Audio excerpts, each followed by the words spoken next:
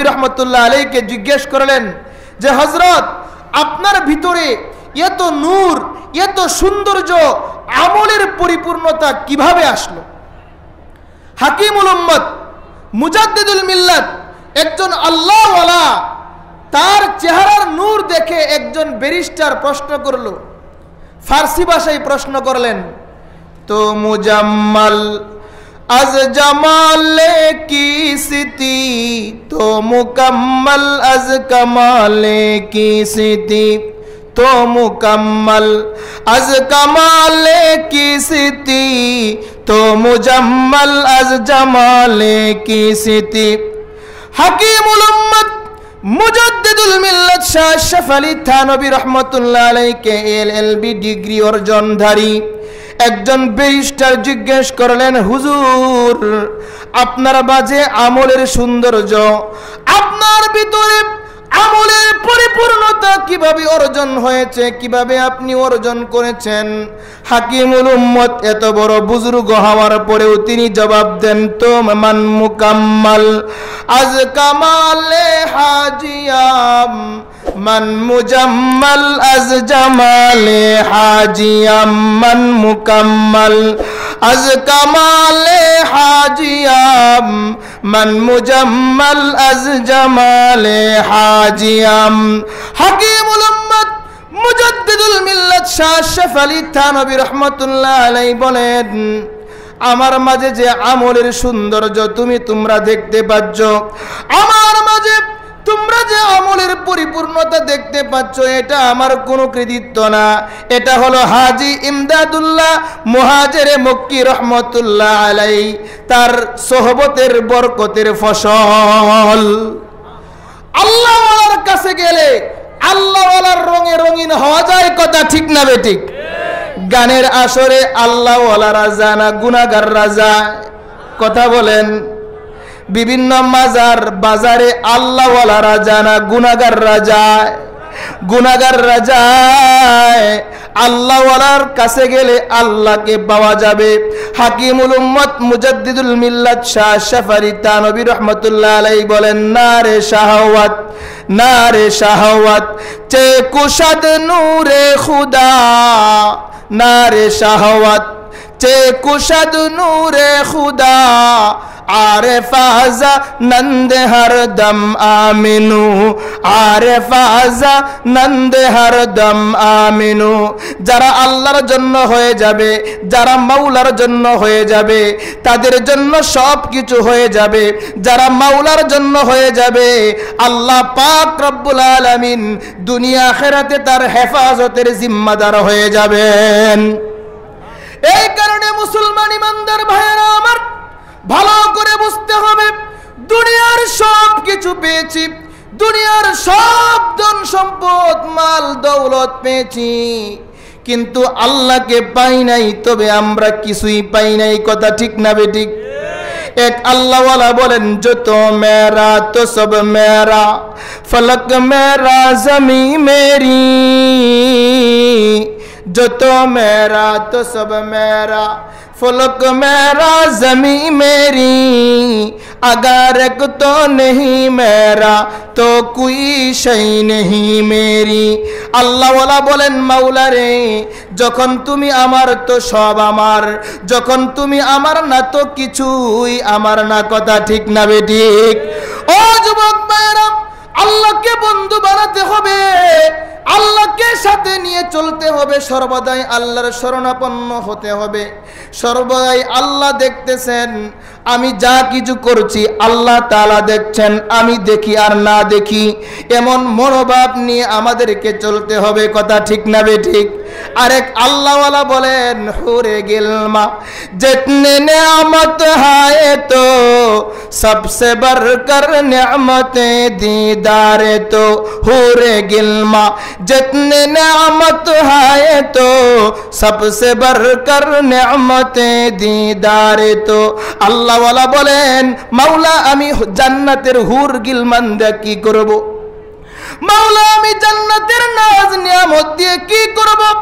होर गिल्मा जितने नेमत है तो सबसे बढ़कर नेमते दीदारे तो मौला আমার সবচেয়ে বড় নিয়ামত হলো তোমার দেখা। যখন মাওলার দেখা হয়ে যাবে তখন জান্নাতের সব নাজ নিয়ামত আমার হয়ে যাবে। কথা ঠিক না বেটি? আরেক আল্লাহ ওয়ালা বলেন জান্নাত দু জখসে ইয়া রব কিয়া করো, জান্নাত দু জখসে ইয়া রব কিয়া করো, আরজু হ্যায় मैं तुझे দেখা করো, আরজু হ্যায় मैं तुझे দেখা করো। মাওলা যখন তুমি আমার তো সব আমার, আমি জান্নাত দিয়ে কি করব, আমি দুজক দিয়ে কি করব? আমার তো আশা হলো তোমার সাথে আমার দেখা হয়ে যাওয়া। এই কারণে ভাইয়েরা আমার, দুনিয়ার সব নেতাকে ফলো করেছেন, দুনিয়ার সব মানুষগুলোকে ফলো করেছেন, দুনিয়ার সব লিডারদেরকে ফলো করেছেন। যে নেতার মাধ্যমে মাওলা পর্যন্ত পৌঁছা যায়, যে নেতাকে ফলো করার কারণে মাওলা পর্যন্ত পৌঁছা যায়, ওই নেতাকে আপনার আমার ফলো করতে হবে। কথা ঠিক না বেঠিক? কথা বলেন ঠিক কিনা? ভাইয়েরা আমার, বর্তমান সময়ে আপনি কার মাধ্যমে, কার কথা শুনে আপনি আপনার জীবনকে পরিচালনা করবেন? অনেকে প্রশ্ন করে হুজুর এই মাসলাটা কেমন? যদি আমি জবাব দেই এই মাসলাটা এমন, তাহলে তিনি বলে হুজুর এই মাসলা তো অন্য হুজুর অন্য রকম বলেছেন। কথা বলেন ঠিক কিনা? বলে হুজুর আপনার মতোই তো দাড়ি আছে, আপনার মতোই তো জুব্বা আছে, আপনার মতোই তো পাঞ্জাবি আছে, টুপি আছে, সে এই মাসলা তো এরকম বলে দিল। ভাইয়ারা আমার ভালো করে বুঝবেন, বর্তমান সময়ে মাওলানা তিন ভাগে ভাগ হয়ে গেছে। কয় ভাগে? মাওলানা তিন ভাগে ভাগ হয়ে গেছে। এক ধরনের মাওলানা হলো হঠাৎ মাওলানা। কথা বলেন। আরেক ধরনের মাওলানা হলো মিস্টার মাওলানা। আরেক ধরনের মাওলানা হলো হযরত মাওলানা। আপনি কোন মাওলানাকে মানবেন? হঠাৎ মাওলানাকে মানবেন, মিস্টার মাওলানাকে মানবেন, নাকি হযরত মাওলানাকে মানবেন? ভালো করে বুঝতে হবে হযরত মাওলানা কাকে বলে, মিস্টার মাওলানা কাকে বলে, হঠাৎ মাওলানা কাকে বলে। হঠাৎ মাওলানা বলা হয় যারা 2-1 দিন মাদ্রাসার বারান্দায় গিয়েছিল আর লেখাপড়া করে নাই, অথবা 2-3 দিন চিল্লা জামাতে সময় লাগিয়েছে আর কিছু করে নাই, উল্টা পাল্টা ফতোয়া দেয় হুজুর লেবাস ধারণ করে, এরা হলো হঠাৎ মাওলানা। আছে না নাই? নিজেকে মুফতি দাবি করে, নিজেকে বড় বুজুর্গ আল্লামাতুদ্দাহার বুজুর্গ দাবি করে, কিন্তু নিজের মধ্যে কোনো আমল নাই, এরা হলো হঠাৎ মাওলানা। আর মিস্টার মাওলানা হলো যারা 2-1 খানা হাদিস পড়েই তারা ছোট ছোট বই বুগুলের নিচে রেখে হেঁটে বেড়ায় এবং তারা বলে এই হাদিসটা বুখারী শরীফে আছে। কথা বলেন ঠিক কিনা? যারা ভাইয়েরা আমার ইহুদি খ্রিস্টানদের কৃষ্টি কালচার গ্রহণ করে, যারা ফতোয়া দেয়, যারা হাদিস বলতে চায়, তারা হলো মিস্টার মাওলানা। কথা বলেন ঠিক কিনা? তাদের বুকের মধ্যে টাই ঝুলানো আছে, তাদের পরনে প্যান্ট আছে, তাদের গায়ে শার্ট আছে, অথচ আল্লাহর রাসূল থেকে এ পর্যন্ত কোনো আলেমকে দেখান, কোনো আল্লাহওয়ালাকে দেখান গলার মধ্যে টাই আছে, পরনে প্যান্ট আছে অথবা শার্ট আছে। কথা ঠিক না বেঠিক? এরা হলো মিস্টার মাওলানা। ভাইয়েরা আমার, এদের কথাও মানা যাবে না। কাদের কথা মানা যাবে? যারা হলো হযরত মাওলানা। হযরত মাওলানা কারা জানেন? হযরত মাওলানা যারা, তারা হযরত মাওলানা হয়েছে অন্য একজন হযরত মাওলানার কাছে লেখাপড়া করে। কথা বলেন না কেন? 15 বছর 20 বছর পুরো জীবনকে বিলীন করে তারা হযরত মাওলানা হয়েছে। তারা নিজ থেকে কোনো কথা বানিয়ে বলে না, তারা শাইখের রেফারেন্সে কোনো কথা বলে না, তারা সরাসরি কুরআন এবং হাদিস থেকে কথা বলে। তারা হলো হযরত মাওলানা। কথা বলেন ঠিক না বেঠিক? মৌলভী হরগজ না গুফতা তা না গুফতা মাওলানা, मौलवी हरगज न गुफ्ता ताना गुफ्ता मौलाना, मौलाना हरगज न गुफ्ता ताना गुफ्ता मोहम्मद, मोहम्मद हरगज न गुफ्ता ताना गुफ्ता जिब्राइल, जिब्राइल हरगज न गुफ्ता ताना गुफ्ता रब्बुल जलील। মৌলবীরা কোনো কথা বলে না যে কথা মৌলানারা বলে নাই, মৌলানারা কোনো কথা বলে না যে কথা নবীজি বলেন নাই, নবীজি কোনো কথা বলেননি যে কথা জিবরাইল বলেননি, জিবরাইল কোনো কথা বলেননি যে কথা স্বয়ং আল্লাহ বলেননি। কথা ঠিক না বেটে? এই কারণে ভাইয়ারা আমার ভালো করে বুঝতে হবে, হযরত মাওলানার মাধ্যমে, আল্লাহওয়ালার মাধ্যমে আল্লাহর কাছে পৌঁছা যায়। ফলের দোকানে ফল পাওয়া যায়, ঠিক না বেটি? কথা বলেন না কেন? মিষ্টির দোকানে মিষ্টান্ন পাওয়া যায়, তরকারির দোকানে তরকারি পাওয়া যায়, কাঁচা মাল পাওয়া যায়, আতরের দোকানে আতর পাওয়া যায়। ও ভাই, আল্লাহওয়ালার কাছে গেলে আল্লাহকে পাওয়া যায়। কথা বলেন? আল্লাহওয়ালা তৈরি হয় এই সমস্ত মাদ্রাসাতে, আল্লাহওয়ালা তৈরি হয় এই সমস্ত মাদ্রাসাতে, আল্লাহকে পাওয়ার মেহনত করা হয়, ঠিক না বেঠিক? এই কারণে ভাইয়ারা আমার ভালো করে বুঝতে হবে, সন্তানকে কোন রাস্তায় দিবেন। গুলশানে এক বাবার এক ছেলে, বাবা অনেক অডেল ধন সম্পত্তির মালিক। বাবা মারা যাওয়ার পরে ছেলে ইমাম সাহেবকে ফোন দেয়, বলে হুজুর আমার বাবা মারা গিয়েছে, আমি মিটিংয়ে আছি, আমার বাবার লাশটা মসজিদে নিয়ে যান। নাউজুবিল্লাহ। আপনারা বলেন এমন সন্তান জন্ম দেওয়া থেকে না দেওয়াই ভালো ছিল। যে বাবার কাছে সন্তানের কাছে বাবার লাশের থেকে মিটিংয়ের দাম বেশি, এই সন্তান জন্ম দেওয়া থেকেই না দেওয়াই ভালো ছিল। কথা বলেন না কেন? ভাইয়েরা আমার একটু ভালো করে বুঝবেন, মৃত্যুর সময় ভাইয়েরা আমার এক ব্যক্তি 4 ছেলে রেখে গেছে। কয় ছেলে? 4 ছেলে। হুজুর ইতিমধ্যেই চলে আসবেন। হুজুরের আসার আগ পর্যন্ত খন্ড অবুচালো কিছু কথা বলতে চাই। বাস্তবতার আলোকে এক বাবার কয় ছেলে? 4 ছেলে। প্রথম ছেলে ডক্টর, দ্বিতীয় ছেলে ইঞ্জিনিয়ার, তৃতীয় ছেলে পাইলট, আর 4 নম্বর ছেলে কোরআনের হাফেজ। মান্নত করছিল যদি ছেলেটা সুস্থ হয় মাদ্রাসায় পড়াবো। বুঝেন নাই? ছেলে কয়জন? 1 নম্বর ডক্টর, 2 নম্বর ছেলে ইঞ্জিনিয়ার, 3 নম্বর ছেলে হলো পাইলট, 4 নম্বর ছেলে হলো কোরআনের হাফেজ। দুর্বল ছেলে কোরআনের হাফেজ, মেধা কম, ব্রেন কম। মান্নত করেছিল মাদ্রাসায় ভর্তি করবে। মাদ্রাসায় ভর্তি হওয়ার পরে হাফেজুল কোরআন হয়েছে।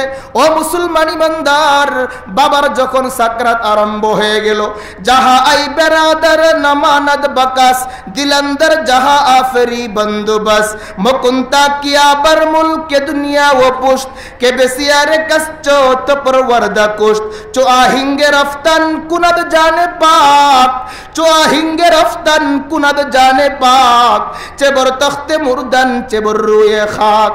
যখন বাবার সাকরাত আরম্ভ হয়ে গেল, প্রথম সন্তান বড় সন্তান ডক্টর বাবার কানে কানে আইসা বলে, বাবা আমি তোমার প্রথম ছেলে ডক্টর, তুমি আমাকে লক্ষ কোটি টাকা ব্যয় করে ডক্টর বানিয়েছো। ও বাবা, তোমার মৃত্যুর সময় তোমার জন্য আমি বিদেশ থেকে সব ধরনের মিষ্টান্ন নিয়ে উপস্থিত হয়েছি। বাবা বলবে, ও ডক্টর তোর মিষ্টি তো আমি খেতে পারবো না, আর তোর এই ডক্টর দ্বারা আমাকে তো এই সাকরাত থেকে কোনো কাজে আসতেছে না, তোর এই ডক্টরের মাধ্যমে এই সাকরাতের কষ্ট থেকে তুমি আমাকে উপকার করতে পারছো না। কথা ঠিক না বেটি?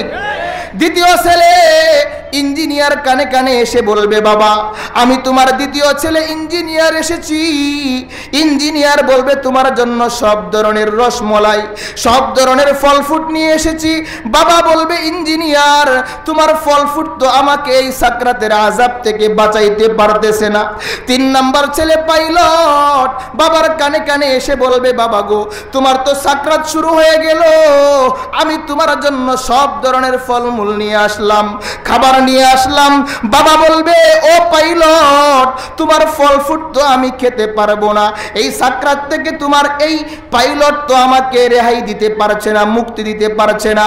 4 নম্বর ছেলে কোরআনের হাফেজ যখন শুনলো বাবা অসুস্থ, সাকরাত চলতেছে, ওই ছেলেটা মাদ্রাসা থেকে বের হয়ে ওযু করে সূরা ইয়াসিন পড়তে পড়তে যখন বাবার মাথার সামনে এসে বসে যায়, বাবার মাথার কাছে এসে বসে যায়, সূরা ইয়াসিন যখন টান মেরে সূরা ইয়াসিন যখন তেলাওয়াত শুরু করে দেয়, ইয়াসিন ওয়াল কুরআনিল হাকিম, আল্লাহর নবী বলেন সাথে সাথে ওই বান্দার, ওই ব্যক্তির সাকরাতের কষ্ট দূর হয়ে যায়। ভাইরা আমার, আপনারা বলেন কোন ছেলের শিক্ষাটা কাজে লাগলো? পাইলট কাজে আসে নাই, ডক্টর কাজে আসে নাই, ইঞ্জিনিয়ার কাজে আসে নাই, মান্নতের 4 নম্বর ছেলে কোরআনের হাফেজের ওই কোরআন তেলাওয়াত আপনার সাকরাতের সময় কাজে আসছে। কথা বলেন না কেন?